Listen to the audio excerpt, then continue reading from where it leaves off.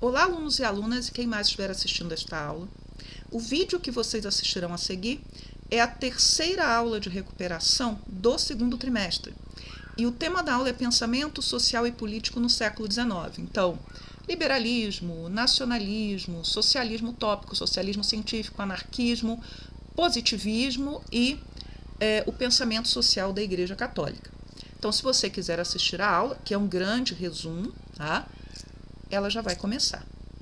Pensamento social e político no século XIX, que é algo que vai estar na nossa prova. Então, quando a gente pensa naquelas grandes correntes, né, de pensamento, e algumas delas vão se manifestar por ações práticas, né, de intervenção no mundo, a primeira é o liberalismo, que começa lá no século XVII, com Locke, que passa pelos iluministas, e no século XIX ela está vencendo, né, porque a burguesia ascendeu ou está em ascensão, a gente vai falar também das revoluções, e é aquilo que norteia a forma como a burguesia vai organizar o mundo.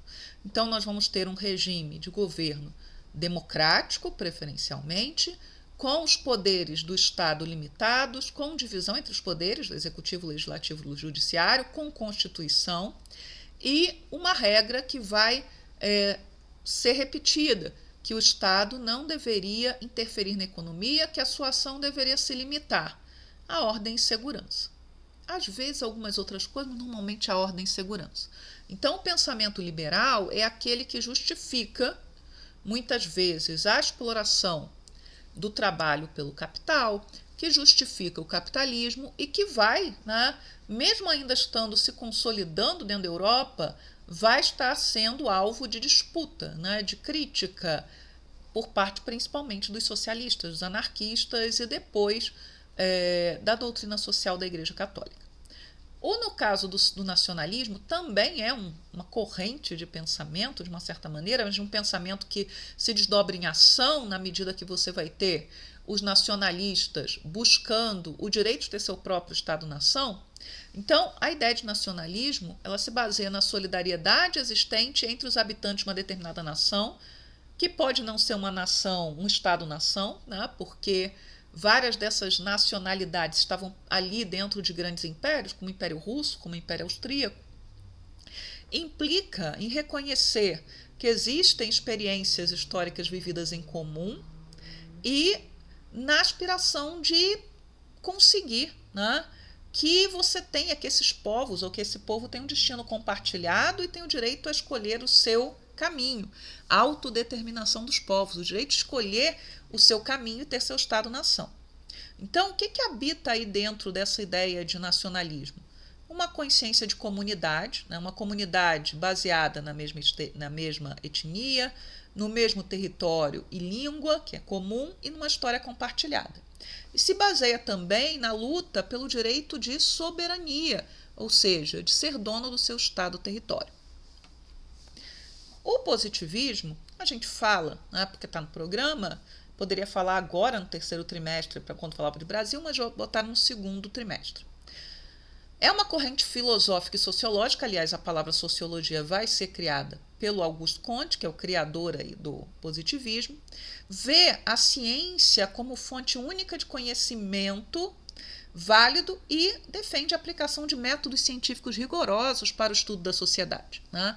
Daí o Comte falar em física social, né? Porque o modelo dele vinha das ciências exatas. O positivismo ele busca alcançar o progresso social, desde que seja feito com ordem, né? Não pode ser caótico, criando uma sociedade futura regida pela ciência e pela razão.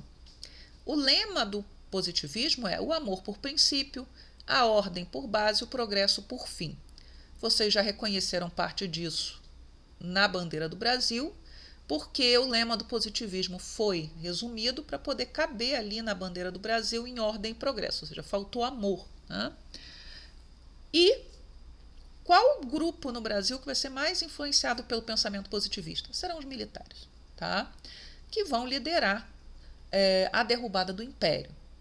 Mas o positivismo ele vai se espalhar, né, pelos intelectuais brasileiros, vai influenciar a forma como a educação no Brasil é organizada até hoje.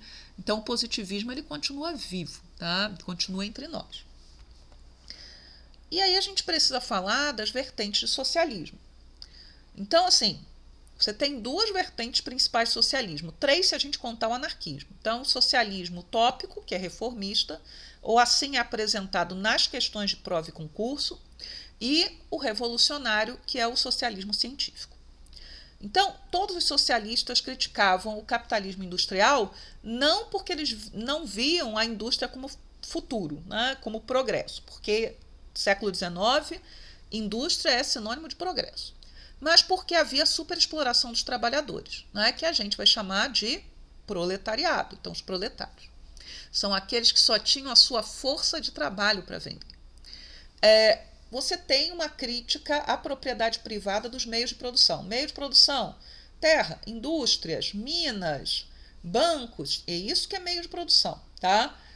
Os socialistas eles não são contra o direito do sujeito, normalmente, ter seu relógio, ter seu carro, ter sua casa, mas os meios de produção deveriam ser de todos, né? A terra não deveria ser somente de um punhado de gente, mas a terra deveria ser daqueles que estão trabalhando na terra.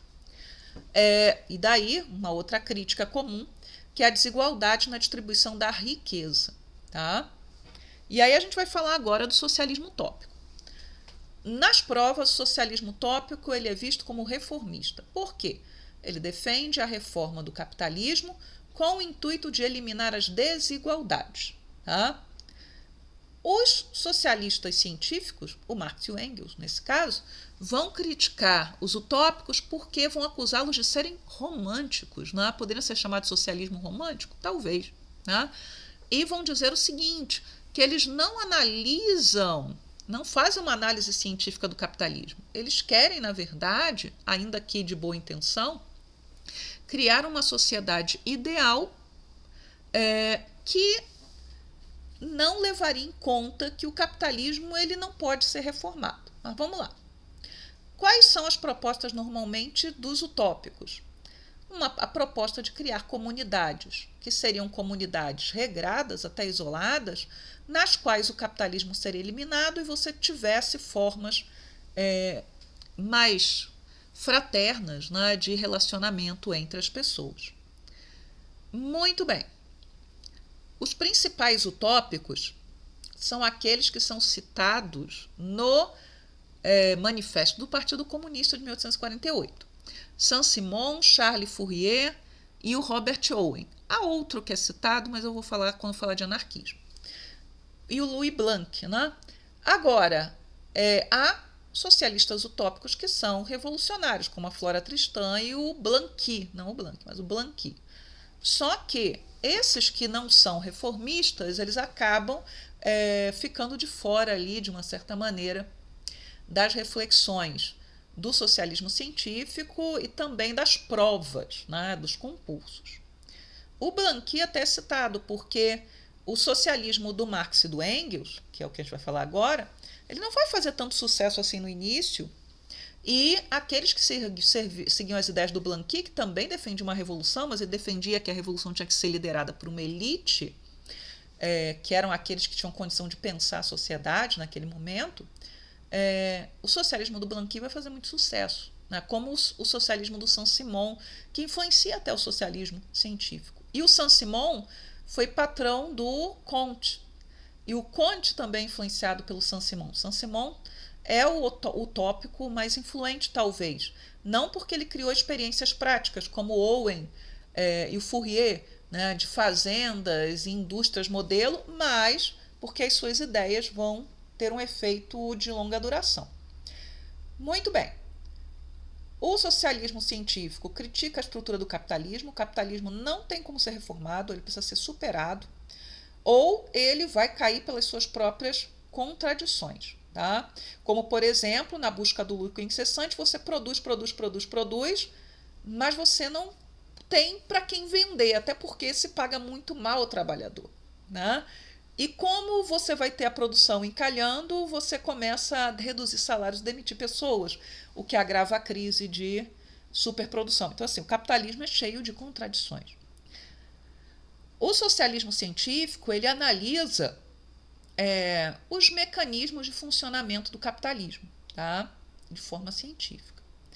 O socialismo científico, ele parte do princípio de que existe a luta de classes e que ela é que move a história, né? Então é o conflito que move a história. Essa ideia do conflito que move a história é uma ideia do Hegel, e que o Marx, que foi um hegeliano, Hegel lá é um filósofo alemão, vai pegar para ele como também uma categoria de reflexão, né, que é pelo conflito que a história se move. No caso do século XIX, o conflito entre a burguesia e o proletariado. Também defendem os científicos, né, que a base material, ou seja, a base econômica, é fundamental para compreender uma sociedade. Tá? Então, é a partir dessas relações materiais que essa sociedade ela se estrutura e, portanto, é preciso estar atento a isso. Os socialistas, eles almejam chegar numa sociedade sem classes sociais.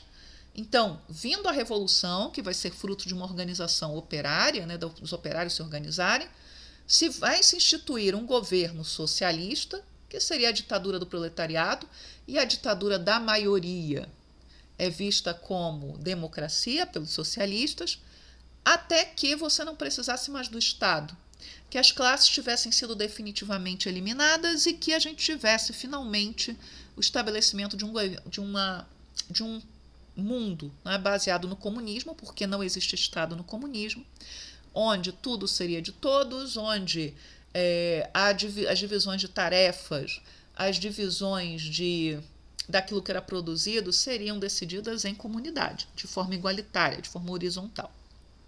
Os dois importantes aí socialistas científicos, o Marx e o Engels, que em 1848 vão publicar o Manifesto do Partido Comunista. Mas, como eu já falei, a influência deles não vai vir num primeiro momento, ela vai vir muito depois. O socialismo do Marx e do Engels vai competir com outras formas de socialismo. Quando a gente fala de anarquismo, o anarquismo é uma vertente do pensamento socialista, mas ele se distingue na medida em que ele considera que qualquer forma de Estado é ruim. Não importa se é um Estado administrado por trabalhadores, se é Estado, é ruim. Tá?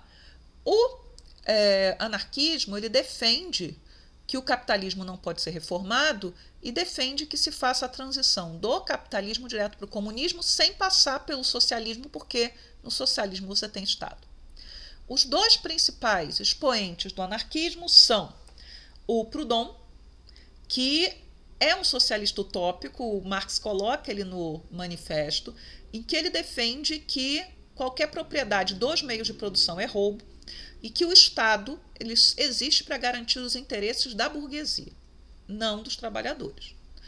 E depois o Mikhail Bakunin, que é um russo, que vai defender a ação direta. No caso do Bakunin, ele se distingue por defender atos de impacto que pudessem acelerar a revolução, e esses atos de impacto normalmente são atos de violência, né? Assassinato de autoridades, e os anarquistas vão ser muito bons nisso. Agora, os anarquistas que defendem esses métodos violentos acabam fazendo com que todos os anarquistas recebam estigma. Mas são os anarquistas que vão conseguir se estruturar, né? Estruturar melhor, né, a vida sindical, daí o anarcossindicalismo, que vai também ser muito mais importante do que os sindicatos influenciados pelos socialistas científicos até a Revolução Russa. Porque aí com a Revolução Russa, os socialistas do Marx e do Engels têm o que mostrar para o mundo e dizer, olha, conseguimos fazer a revolução, tá? Aqui deu certo, então nós estamos certos. Muito bem. E, por fim, para fechar essa parte, doutrina social da Igreja Católica. A Igreja Católica estava meio numa situação de desprestígio desde a Revolução Francesa. Vai passar o século XIX, primeiro recuando ali, né, por conta do avanço de Napoleão, depois se negando a interagir com esse mundo moderno, até que a gente chega lá no finalzinho do século XIX, finalzinho mesmo, 1899, e nós temos o Papa Leão XIII lançando a encíclica Rerum Novarum, das coisas novas. Essa encíclica, ela defende, né, o estabelecimento de uma sociedade cristã, né, que pudesse reformar o capitalismo. Então, é uma proposta reformista. Tá? Então, a Rerum Novarum reconhece a luta de classes, mas diz que a luta de classes ela é daninha. Então, caberia, né, a igreja mediar a conciliação entre as classes, a burguesia e o proletariado, ou os valores cristãos, né, eles, sendo abraçados, poderiam mediar essa relação. No corporativismo, patrões e empregados cooperariam pelo progresso da nação. Né, e no caso aqui também pela melhoria das condições de vida de todos. A Rerum Novarum critica o capitalismo, né, e no estado que ele está, da forma que ele está, explorando, né, que admite uma exploração intensa dos trabalhadores, mas também critica as propostas revolucionárias, socialistas e anarquistas, porque elas não estariam de acordo com os princípios cristãos. Então, por exemplo, cobiçar aquilo que é do próximo. Então, os trabalhadores não deveriam desejar o que é dos seus patrões, mas, por outro lado, os patrões deveriam pagar salários justos aos empregados. Então, assim, de pensamento social e político, era isso que eu queria falar. E ainda falta mais, né? Assim, vocês assistam todas as aulas, né? Porque é o material que está direcionando aquilo que vai estar na prova de recuperação. Tchau, tchau para vocês, então.